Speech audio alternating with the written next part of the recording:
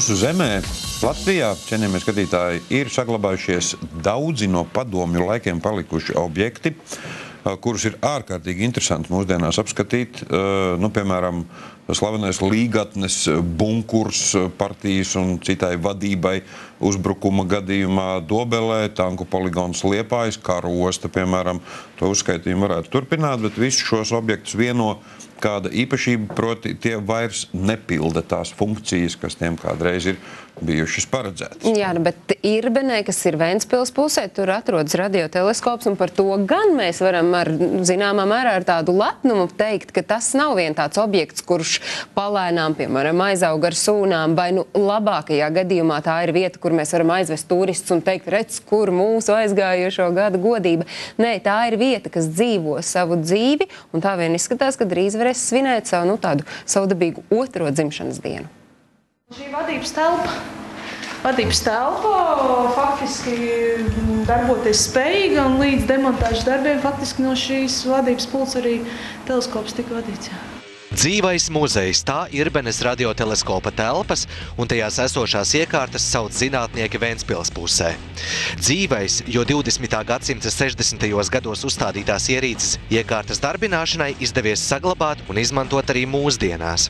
Pat neskatoties uz to, ka Krievijas armija 90. gados aizejot no objekta, nebija atstājusi dokumentāciju un bija sabojājusi iekārtas, sadzenot kabeļos naglas vai pārgriežot tos.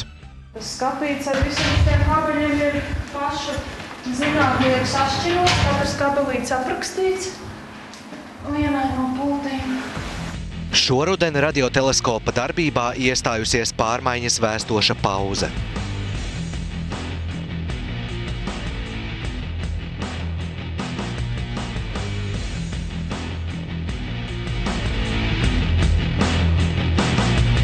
Uzsākti Ziemeļeiropā lielākā radioteleskopu remontdarbi, kuru gaitā decembra sākumā tika nocelta paraboliskā antena, kuras diametrs ir 32 metri, bet svars 58 tonnas. Projekts tika izstrādāts gandrīz gadu, un tika ņemti piemēri no pasaules.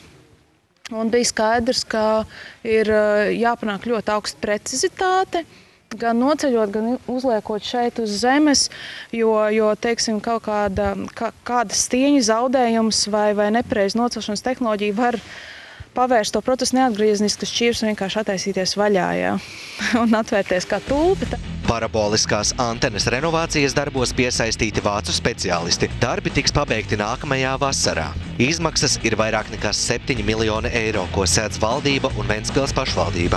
Zinātnieki no Ventspils augstskolas uzskata renovācijas darbus par nepieciešamiem. Tuvums šādām te tālākās attīstības šim pirmrindas zinātnes tehnoloģijām, viņu robežai, tas ir valsts prestižs, tas ir iespēja noturēt talantus, tā ir iespēja izaudzēt visaugstākā līmeņa zinātniekus šeit pat uz vietas. Irbenes teleskops novērtēts kā viens no 15 labākajām un starptautiski konkurētspējīgākajām zinātniskajām institūcijām un uzņemts Eiropas radioteleskopu augstākajās sabiedrībā.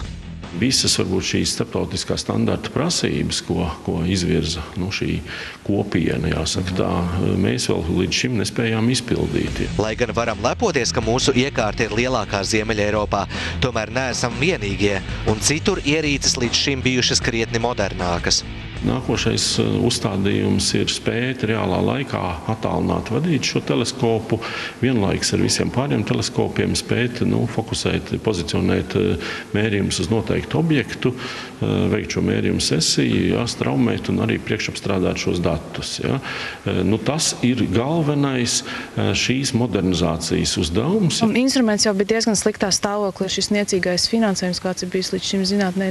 Tā apkopa tik cik entuzistiskā kārtā tas ir bijis iespējams. Faktiski bija risks tam, ka kaut kādi elementi var arī krist ārā no šī šķīvi. Ja. Vēl par vairāk nekā 7 miljoniem plānots uzsliet jaunu un modernu lielās antenas mazo brāli, kura diametrs būs 16 metri. Tas ir tāpat, kāpēc ir vajadzīgs skolas, augstskolas zinātne. Latvijai ir kapitāls, Latvijai ir gudri cilvēki un smadzenes, un mēs esam pārāk daudz atļaujuši viņiem aizplūst. Roberts Blass, Aigars Ulmanis, bez tabū no Irbenes.